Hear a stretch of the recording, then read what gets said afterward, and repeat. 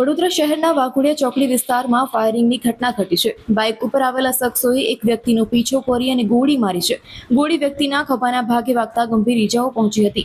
ઘટનાથી વિસ્તારમાં ભારે દોડધામ અને ભયનો માહોલ સર્જાયો છે. ઈજાગ્રસ્તને પ્રથમ એસએસજી હોસ્પિટલ અને બાદમાં ખાનગી હોસ્પિટલમાં ખસેડવામાં આવ્યો છે. વડોદરા શહેર અને ગ્રામ્ય પોલીસની ટીમો તાત્કાલિક ઘટના સ્થળે પહોંચી હતી. એફએસએલની ટીમે સ્થળ ઉપરથી પુરાવા એકત્ર કરી કાર્યવાહી શરૂ કરી છે. હુમલાખોરો ઘટનાને અંજામ આપી ફરાર થઈ ગયા હોવાનું પ્રાથમિક માહિતીમાં સામે આવ્યું છે. પોલીસ દ્વારા સીસીટીવી ફૂટેજ અને અન્ય ટેકનિકલ પુરાવાના આધારે તપાસ શરૂ કરવામાં આવી છે. હવે ફાયરિંગની પાછળનું કારણ જાણવા માટે પોલીસની જુદી જુદી ટીમો સઘન તપાસમાં લાગી ગઈ છે.